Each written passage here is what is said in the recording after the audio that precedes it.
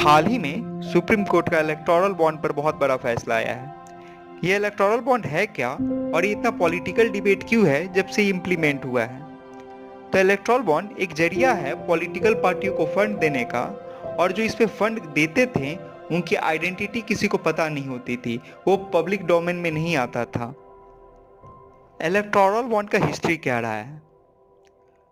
Electoral bond 2017 की union budget में पास हुआ था।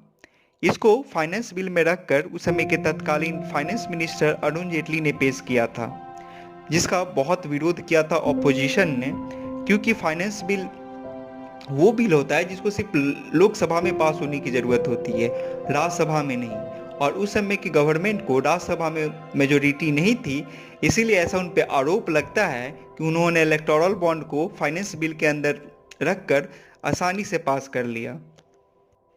इन आरोपों के जवाब में उस समय के फाइनेंस मिनिस्टर अरुण जेटली ने कहा था कि इलेक्टोरल बॉन्ड को पॉलिटिक्स में ब्लैक मनी को खत्म करने के लिए लाया गया है और डोनर के प्राइवेसी के लिए भी लाया गया है, जो अपने आइडेंटिटी पब्लिक डोमेन में नहीं लाना चाहते हैं। ये जानते हैं इलेक्टोरल बॉन्ड के थ्रू पॉलिटिकल पार्टीज को कैसे फंड मिला करती थी। तो ये इलेक्टोरल बॉन्ड जो है ये कुछ स्पेसिफिक एसबीआई के ब्रांचेज में ही मिला करती थी, जो कि 1000 के मल्टीपल में मिला करती थी, लाइक 1000, 10,000, 1 लाख, 10 लाख, ऐसे मल्टीपल में मिलती थी।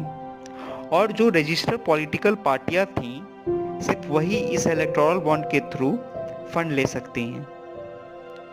तो इसमें सबसे बड़ी इंटरेस्टिंग चीज़ ये थी कि जो भी आदमी इलेक्टोरल बॉन्ड लेता था एसबीआई से, उसको 15 दिन के अंदर उसको अपने रिस्पेक्टिव पॉलिटिकल पार्टी जिसको वो चाहता था कि फंड दें, उसको दे देना होता था, और वो इन कैश उसको 15 दिन के अंदर करवाना होता था।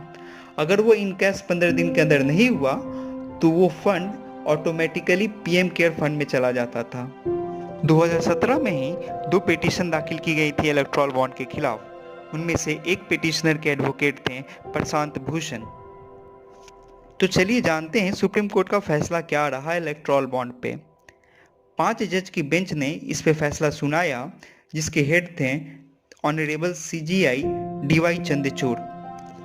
कॉन्स्टिट्यूशनल बेंच ने इलेक्टोरल बॉन्ड को निरस्त करते हुए कहा कि ये अनकॉन्स्टिट्यूशनल है, क्योंकि ये right to information of citizen का उल्लंघन करता है। ये सभी नागरिक का हक है कि वो जान सकें कि इस देश के पॉलिटिकल पार्टियों को कहां से और कितना फंड मिल रहा है।